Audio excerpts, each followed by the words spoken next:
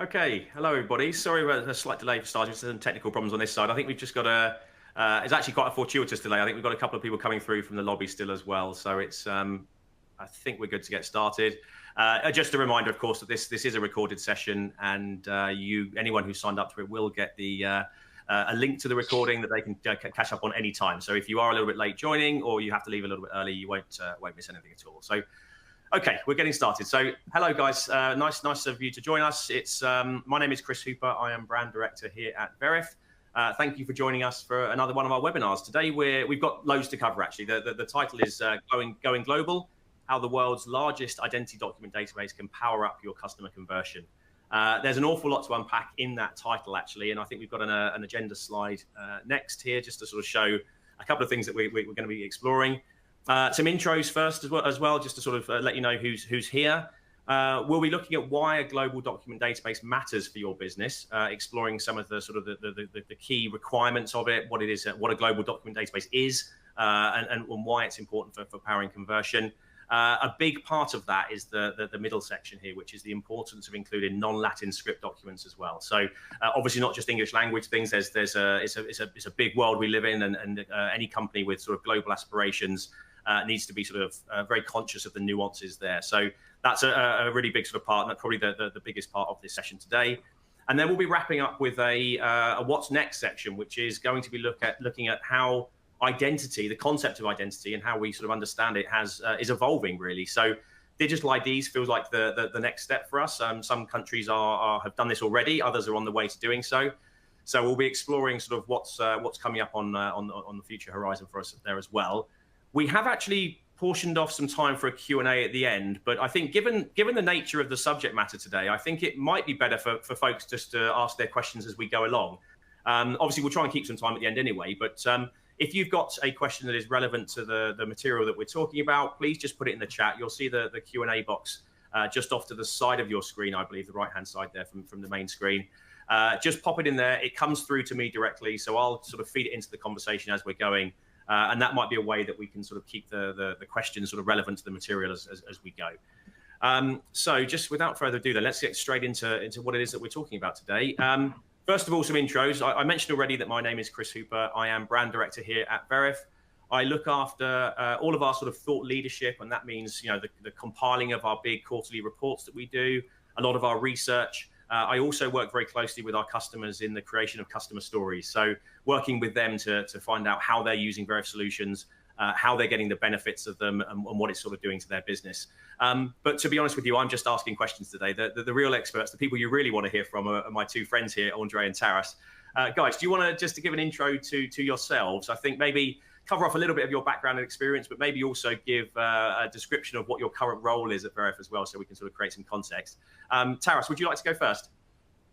Yeah, sure. Thanks, Chris. So my name is Taras, and I'm generally looking over document side of Veriff, and officially it's Documents Product Manager, but generally what we are after is to make sure that Veriff document coverage is top-notch, leading the pack of IDV providers, and then also all of the solutions that are related to documents. So it's not just about knowing the document, but also knowing how to best work with it and make sure that we can do in terms of accuracy, in terms of extraction, in terms of all of the elements that are necessary, fraud prevention, and so on. So from that sense, this is kind of like the area that I'm covering these days. Very nice. Thank you very much. And Andre, over to you. Thanks, Chris. Hello, everybody. My name is Andre. I'm a senior account manager here at Veriff. I've been with Veriff for almost 4 years now in October, actually, and I've been privileged to work with the customers across multiple verticals, North America or EMEA, spanning verticals such as financial services, mobility, online gaming, and I'm just day-to-day tasks, ensuring that the customers receive the most value from our partnerships, and just making sure that the business needs are met and they're successful with Veriff. Great stuff. Thanks, guys. Yeah, I think we've got sort of both sides of the coin here, if you like. So Taras obviously works very closely with the documents, Andre with our customers and how they're using that. There's the services that sort of Taras and his team work to build behind the scenes. So a very sort of rounded view of this, I suppose. And Taras, let's start with you first of all. Maybe just let's give a sort of a brief explanation as to what Veriff's document database actually is, and some of the sort of the capabilities of it, I suppose, and some of the sort of the numbers about what it is, the scope of what it is that we cover. And I think all of that would be a nice segue too into how it helps companies onboard customers in a truly sort of global marketplace. Yeah, sure. So I think the general idea here would be is that we have a user who wants to get verified, and we have a company that needs this user to get verified. But in order to do it successfully from both sides and assure that it's the legit user with a legit document, we need to have this point of reference. So if user shows us blue document, but we know that this document should be yellow, then basically something does not match, and it means that maybe this user is actually presenting a counterfeit, a temper document, or something else is off. So from that standpoint, where the database comes in is that in order to successfully verify identity documents from any country around the world, we need to have this point of reference. And this point of reference serves for us as this kind of one source of truth for, okay, you are from United Kingdom and you have the driving license from 2021. How this particular template, how this particular specimen of 2021 series United Kingdom driving license should look.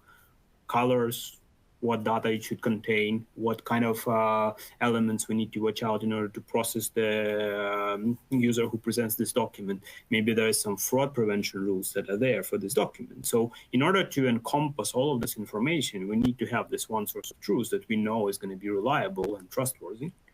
And this is where this idea of the specimen database, document database came in, is that we needed to be in control of this one source of truth. And we basically, through the document research, working with authorities and so on, we kind of compiled this,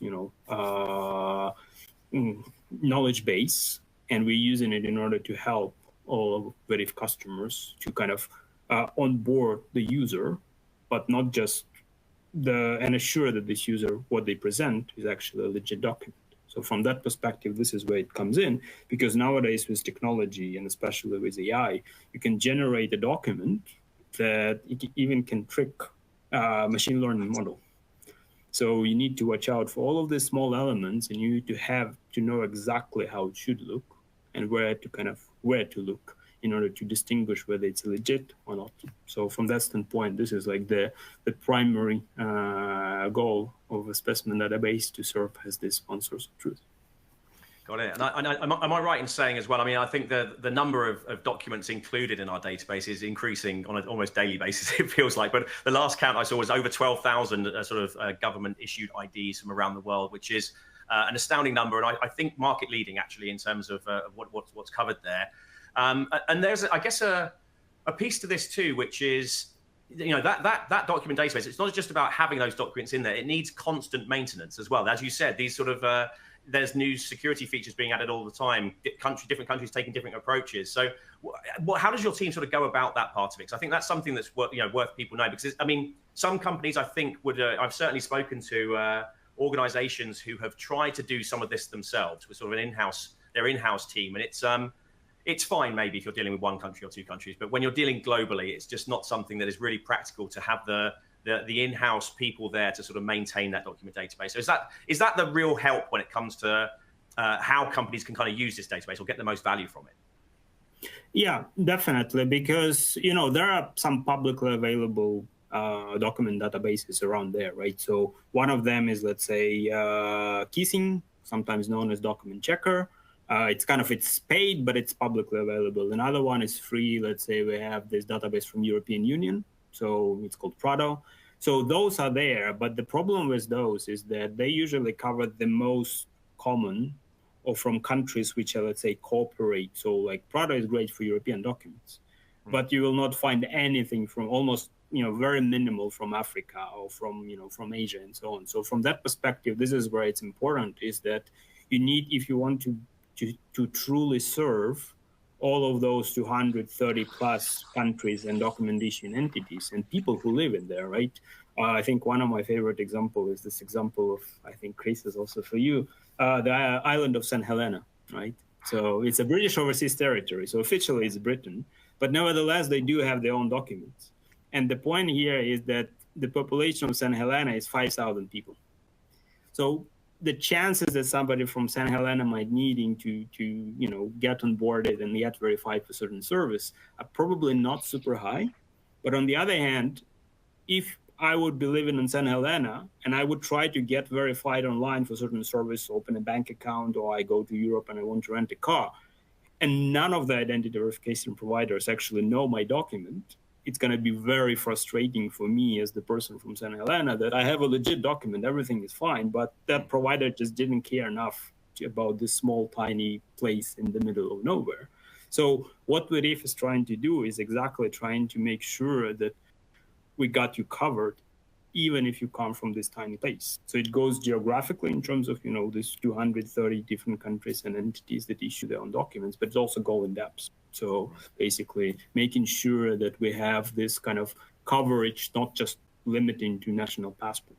And how, like with the team, how we're doing, it's a little bit of the, let's say, in-house secrets. So I cannot share too much about it. But general idea is that we need to have like a process of how this new document or document is suspected to be a new document goes through the pipeline. So we're making sure that we go and find the official sources that confirm, okay, yeah, these authorities on this date, they started issuing, it looks like this. Then we sometimes even go directly to authorities, not just kind of, find the website, but we literally write to them or call them and kind of trying to confirm, okay, this is what this document is about. And then we basically try to figure out, okay, how we can support automation and machine learning in order to process it as well. So there is certain elements that needs to be done before we kind of fully map the specimen.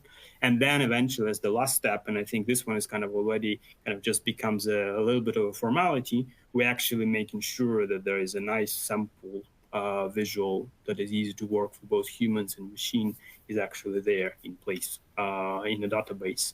And then from that standpoint, we basically can process sessions with this document very easily. And it's indeed constant kind of like a catching game because countries issue new series, new templates, they change something, they change security features, they add a new field, maybe there's a new legislation, they remove something, they add something, and we need to make sure exactly, okay, when did it happen? Is there like official confirmation that this happened and so on? So it's really, truly kind of, I feel myself a little bit of the academic researcher sometimes, that you literally need to dig deep, like not in the archives of the past, but in the current kind of like this lake of information from that particular country or authorities.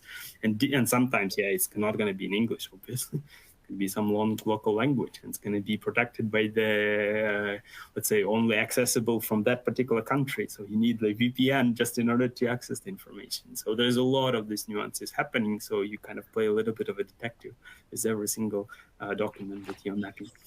Yeah, it's a remarkable amount of work that you and your team does, and I think I mean, as you say, it is the foundation of the service that Veriff offers. I think it's really, it's fair to say that it underpins everything that we do. And I think Andre, just turning to you for a moment, for those kind of businesses that are expanding into new regions, I think I've had a couple of conversations with customers who this was the reason that they came to Veriff in the first place, is because we sort of offered this service. But for those businesses that are looking to expand and move into new geographies, how is it that this database actually helps them sort of hit the ground running, would you say? Yeah, thanks, Chris. No, definitely.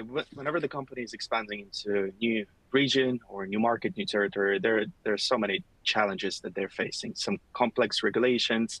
But to be honest, the diverse document types is really one of them. And that's what really Veriff makes stand out, and that's when we really come in. It's because our document database, as you already mentioned and Taras mentioned, we support more than 12,000 different specimens across 230 different countries and territories, and including complex documents from different regions such as non-Latin script, Cyrillic, Arabic, and just recently new edition is Japanese. But I'm not going to steal Taras's thunder. I'm sure we will cover that as we go along. Yeah, I think what's really important is when they're moving into these new territories, think about non-standard passports or national IDs or driving license that are not written in English or Latin script. So it's essentially we've got them covered, and there's more addition to come. And what's important is that Veriff really works with those organizations, companies, our customers, and we try to tailor those solutions, the unique support, and we evaluate it case by case.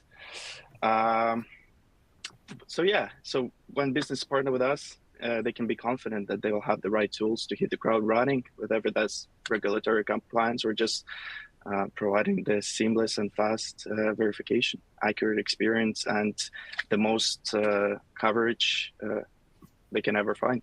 Yeah, I totally agree with you. And I think I remember a particular customer conversation, I won't name them actually, but they said that there was kind of a fraud angle to this as well. Whereas, if they were going to a new region, they don't know what necessarily a correct document looks like in that region, whereas versus one that's not. So they were kind of opening themselves to the potential of more fraud there if they didn't use a service like Veriff, which we're obviously, as Taras mentioned at the beginning, we have those documents in our database already. We're constantly updating them, so we know what a fraudulent document would look like from that new region.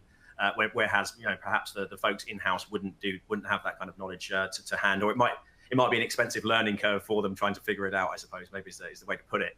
And just on the sort of the subject of expense, Taras, coming to you for this one, I think in the sort of today's digital economy, customer acquisition is expensive, right? I think that's something we can all sort of agree on with a certain degree of certainty. But how does Veriff help businesses make the most of their investments in customer acquisition by ensuring kind of fast, smooth onboarding experiences and things like that?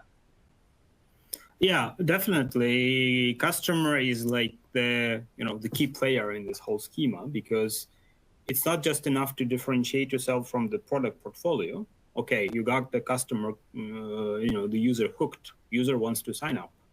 And then it's like a very big issue if you suddenly lose this user somewhere in the middle of the flow, and you cannot basically convert this user into the last point and say, yeah, everything is great. So from that perspective is that, and sometimes it can be some subjective reasons for the user, but sometimes user does really try, and basically has this kind of like, something doesn't work.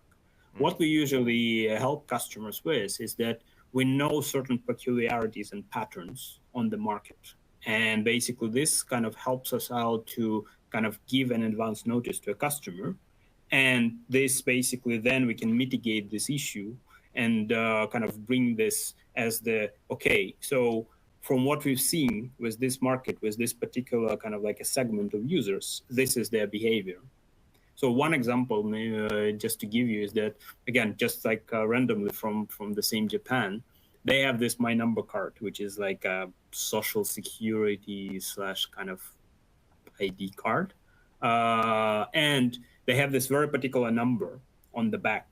And quite often they sell the sleeve that kind of they put this card in, and that sleeve has the blacked out area for this particular number.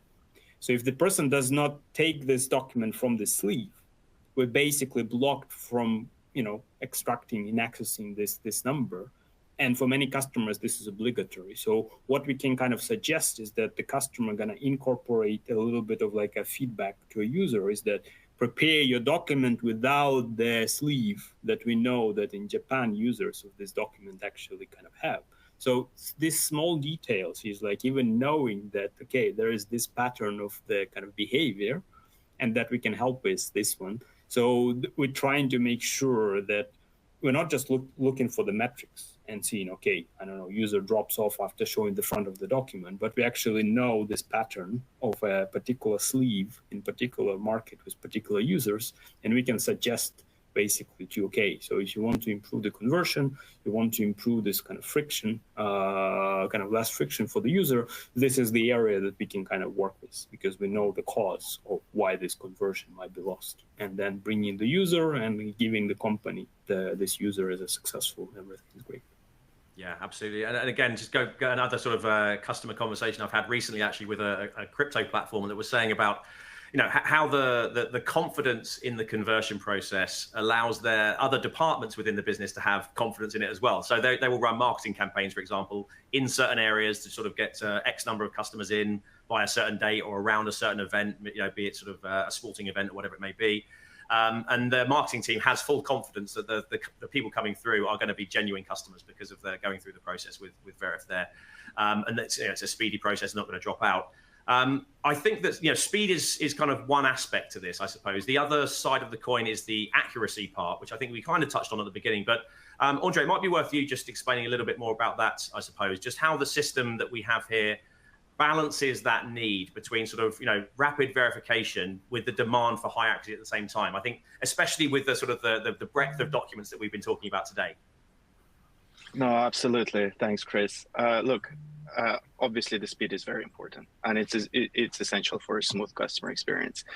But it cannot come at the cost of the accuracy, especially when we're verifying documents from across the world, very peculiar documents, And I think at Veriff we built a system that uses AI machine learning algorithms to provide the super fast, super accurate decisions without compromising any accuracy at all. And the system, the way it's built, is very unique. So it adapts to what type of document it sits in front of it. So we're not asking the customer to choose what type of document it is. All they need is just to take a picture, right? And we already know what type of document it is.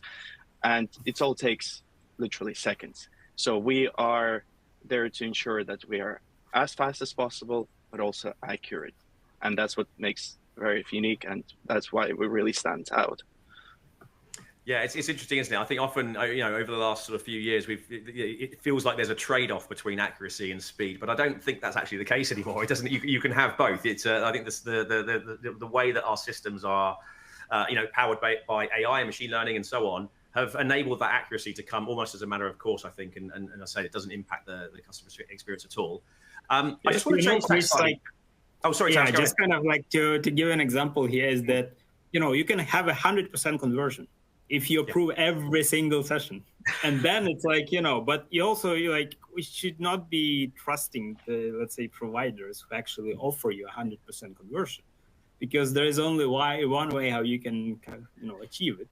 It might be if you need the IDV just for some checkbox and you kind of don't care whatever user presents, and and kind of like you don't care about the auditors, you don't care about the fraud that's going to bring and so on. Yeah, you can bring it easily, but it's like to find this correct balance between, okay, you want to convert all the good users and cause them as as least friction in this process. And that's exactly where this balance is very tentative, and you need to constantly kind of like find it. And then for some kind of companies, we can also fine tune it depending on this appetite. In that context, is that okay? Maybe there is a the legal team in that company for some reason doesn't want this document, although it's a legit, proper proof of identity, everything is good, but they have some a little bit of a prejudice against the document. Or maybe the document is missing some particular piece of data that that company feels like super critical. So there's always these ways to kind of play around and say that, look, okay, let's find the conversion that can kind of go a little bit higher up. But what's the trade-off we can offer? And kind of option A, option B, option C, or vice versa. Is that okay? We can actually say, look, we should be more strict, and can we then please disallow this particular document for us because we kind of there are certain reasons for it from that perspective. So it's not also just kind of about better accuracy, better conversion. Sometimes it's also about these trade-offs, and depending on the needs of the company that Veriff works with, and we're ready to kind of help companies exactly to find this balance for their particular use case. Yeah. I think that's one of the things that often comes up in the customer conversations I keep referencing is the ability of Veriff to sort of tailor what we do to their particular business and to their particular need. I think it's a vital piece of it. And I think something that's worked into that is I'd just like to sort of change tack slightly. You guys have both mentioned Japan in some of your answers so far. So I think I'd just like to focus on that for a minute, because I think there is a bit of a milestone with Veriff's database here in that we've just sort of made some additions to it, Taras, which you can explain to us as well. But I think the question really is, what kind of opportunities does adding sort of the Japanese documents into our system present for companies as well, for our customer base and so on? And what's the sort of the broader implication of adding those regions that have very complex document types like Japan, as you referenced earlier on? Yeah, I would say that it says it all that Japan is a huge market. It's huge, established, and let's be honest, quite rich market. So it's 120 millions, G7 country. That country has been, let's say, in a lot in terms of advancement of the new technology, new products, and a lot of things. So it's kind of like a little bit of an interesting mixture of, on one hand, some of the, let's say, very historic kind of like settings, but on the other hand, like super advanced in a lot of things. And from that perspective, why Japan is important, not just population and the fact that its users are kind of like above the average globally in terms of the income and so on, but it's also the fact that they have this very interesting set of documents that they are kind of, let's say, most of the common documents are there do not have English or Latin script whatsoever. Only passports do, and like some variations of residence permit, but residence permit, there's not that many foreigners that are there. But passports, it's also one of the another interesting cases that unlike in some countries where pretty much every person has the passport, so they have at least theoretical, hypothetical possibility to go through the verification with the Latin document, so to say. Japan is not like this because the coverage kind of adoption of the passports there is pretty low. So what it kind of leaves us is that the person going to have only the driving license or only this my number card. And the document is going to be fully in Japanese. It's going to be having the calendar that is not a Western calendar, because in Japan, they still have this tradition of using the regnal. So kind of like calendars based on an emperor. And this creates a lot of this interesting kind of like challenges for Veriff and for anyone who dealing with this document, right? Okay, so how you make sure that you not only check the usual things, security features, template and so on, but then you can also do the conversion of the dates. Or how you make sure that you basically, this combination of katakana, hiragana, all this kanji, and how you make sure that it kind of like works together and that you can provide the companies that kind of going into this market with the best value possible. So from that standpoint, Japan is quite challenging, and it had been quite interesting to kind of like, to work with and make sure that now we can kind of like cover this part there. Yeah, and I think that there's maybe more to it, right, than just sort of saying, well, now we can operate in Japan as a business using Veriff. I think there's people who use these documents all around the world, I suppose, isn't there? And there's maybe a bigger story to this than just one country being opened up. I think that there is a. Do you want to explain a little bit more about that? Because I think that's something that maybe gets missed along the lines. Yeah, sure. Because obviously it's expected that if you selling to Japanese in Japan, this is one story. But on the other hand, you also might have, let's say, you have a person from Japan who goes to Europe and wants to do the car rental, right? And or car sharing.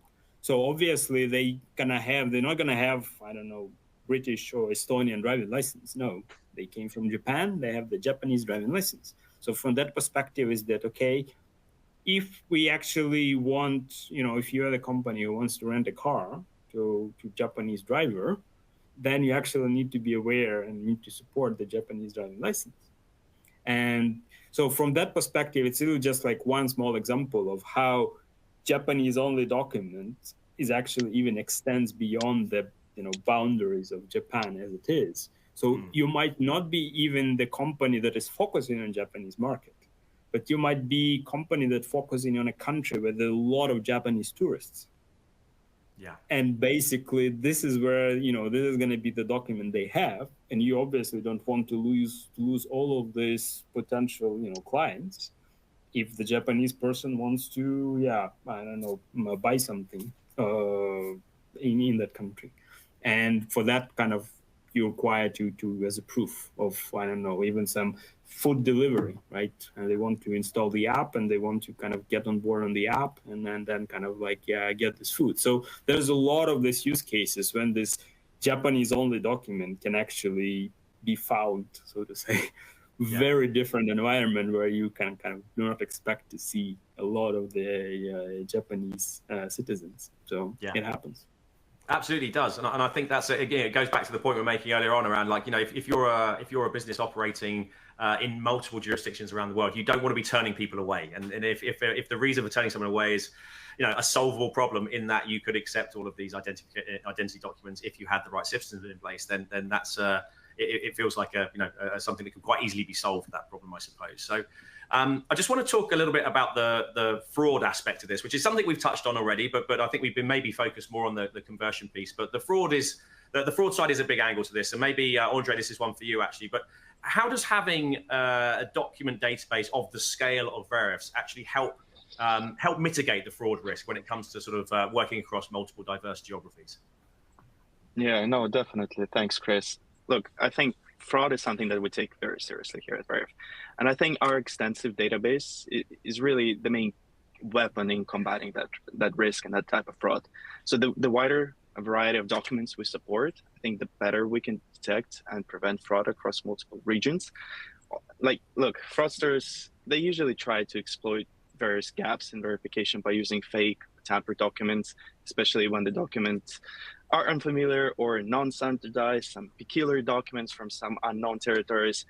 But like, look, Veriff has a very diverse database, and as already been mentioned, we have support for more than 12,000 different specimens, and we're continuously updating the system, right? So, and the most recent and the comprehensive document data from all over the world. So, yes, we're seeing the fraud, and the fraudsters are there, but like, with the new edition documents and specimens that we constantly adding, Taurus and his team doing the research, I think we are staying ahead of the curve, and we know what to detect, for what details we need to look after.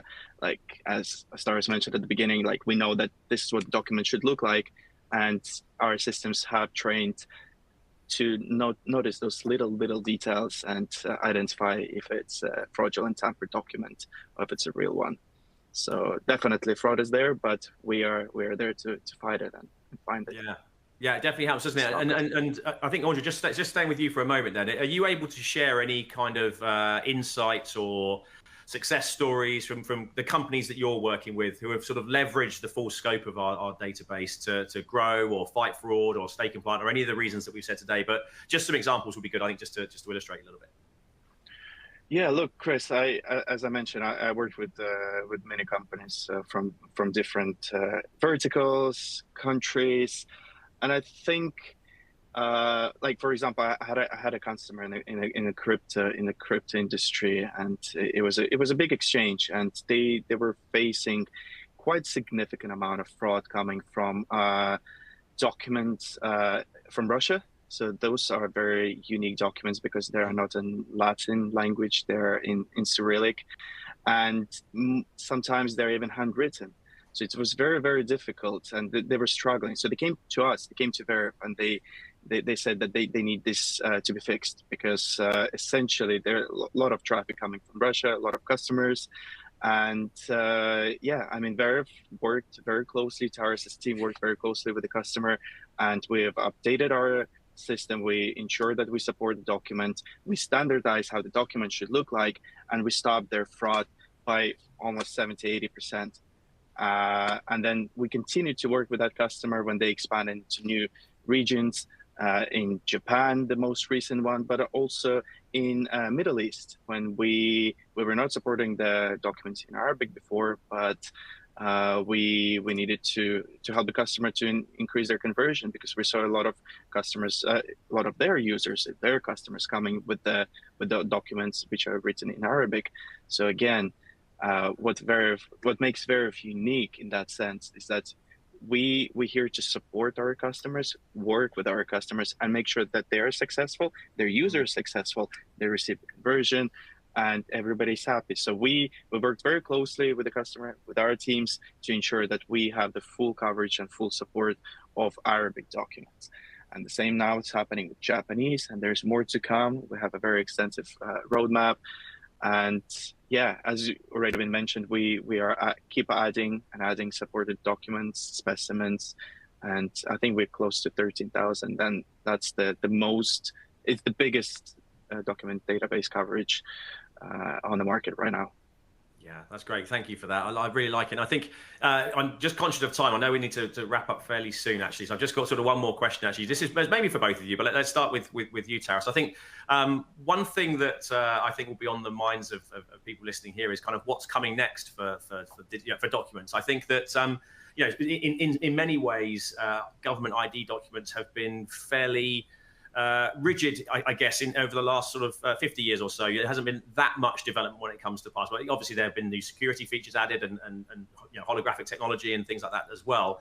But I suspect that the big sort of leaps forward over the last couple of years and in the next 2 years will sort of dwarf all of that change that's happened over the last 20 or 50, I should just think. So Taras, what do you think first? Let's sort of start with the Veriff database, I guess, from your perspective. How do you see the database evolving in the next few years, especially with the probable move towards digital IDs?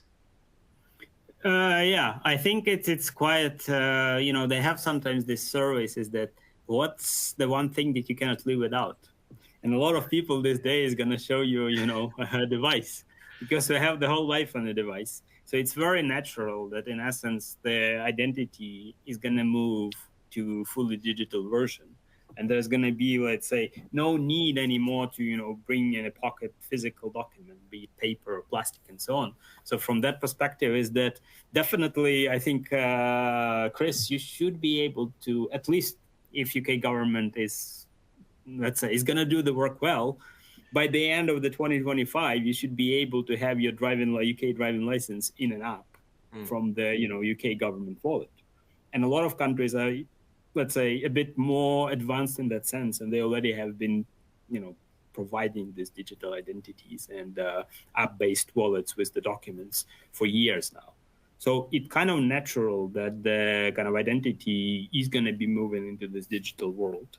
But on the other hand, we also have a kind of a little bit of opposite examples, and there's still lack of trust into this, whatever happens on this device. It's much better to invest to have a very secure, up to top-notch kind of standards passport, or it's also very difficult to try to convince, let's say, French border guard or French policemen to start accepting your app from UK government authorities. There's a little bit of this thing is that they're going to ask you, no, please give me the physical one instead. Yeah. So it's kind of like a little bit of an interesting kind of time that we're in. On one hand, embracing this new technology, and we're going to have a lot of use cases, a lot of users who are going to prefer, okay, I show you the document from a phone, from an app, and so on. That's it. But on the other hand, we're still going to have a lot of use cases where you're going to need, no, on the physical document, show me the actual thing. And then we're going to check a lot of this. And I think now we enter in this era when identity verification provider and a company that needs identity verification to be done, they need to kind of nicely combine these two worlds together and offer these options to a user. Okay, do you want to go through the physical document pass, or you want to go through the digital document pass? And at the end, we still arrive at the same conclusion of successful onboarding of this user, getting all the data, checking that everything, is correct, that's a real person, not a fraudster, and all of these things. But it's kind of just shifting the medium from purely physical to way more digital. And I think Veriff is kind of well positioned from that perspective, is that, we're not going and physically checking the documents even today. So it's still this kind of interaction happens online, and we just need to basically embrace this new technology. So I would say that we're still going to have a lot of documents, but they're just not going to be coming in a kind of like a more old-fashioned legacy medium anymore. Yeah, definitely. We're at sort of an interesting kind of inflection point here, I think. And Andre, how about you then? Just that sort of same question to you, I suppose. How are in your conversations with customers of ours, how are they kind of preparing for these changes if they're not sort of there already? How are they sort of treating the idea of digital documents, would you say? Hey, look, the conversations are there, definitely. I hear that more often, especially from customers who are like in Australia, because Australia is embracing that a lot. And they definitely want us, Veriff, to stay ahead of the race and to ensure that whenever we are ready to go, they will support us with that. But No, definitely. I think I agree with Taris that we're not going to move away from the physical documents, right? I think it's going to be some sort of combination of both worlds, because yes, digital documents are here to stay, but so are the paper. So I think the customers need to understand that they need to be ready to provide that opportunity for their users, for their customers, that some of them might not have access to digital documents. So they obviously want that user to be converted, get approved, and to be able to use the services or the platform. So we are definitely staying ahead of the game, and we know about these digital documents, but we will be supporting both worlds equally. But the conversation is definitely there, and yeah, the time will tell. I think, I think it's in some ways it's a good summary of what it is that we've talked about today. I think there's an angle of this that with the digital documents piece, which is around inclusivity, and you want to include as many people as possible in order to keep your conversion rates where they should be, and so on. The more people you exclude from that process because of the document or digital document that they hold, the more sort of costly it's going to be to those conversion rates. So again, it comes back to the same point. I think as Taras pointed out, the document itself may change, but ultimately the end goal is the same. And I think that from what we've said today, I mean, Veriff's document database will keep evolving with this process, and will keep, will grow far beyond those 12, 13,000 documents that we have already into this digital world as well. And I think those changes will be something that we'll certainly keep abreast of. So I would have liked to included some more questions, but unfortunately we are right on time. So I do need to wrap things up quite quickly, sadly. First of all, I want to thank Andre and Taras for your time today, both of you. That was really, really insightful. We covered loads there. There was an awful lot that we managed to get through. Probably enough for another webinar of sorts, just on each of those three subjects that we looked into today, actually. And I think with those extra questions that we had, we will use those to sort of formulate what our sort of webinar strategy looks like going forward. So there's been sort of, today's webinar is a really good example of that, where we had lots of questions in a previous one about the document database. So we wanted to sort of spin something up for you guys that enabled you to hear a bit more about it. So the questions are useful, even if we don't get to them in the session. So that's all we've got time for. Again, just wrapping up, thank you guys for listening. Thank you, Andre and Taras, for joining us today. And we'll catch you next time. Thank you, Chris. Pleasure to be here. Thanks, everyone.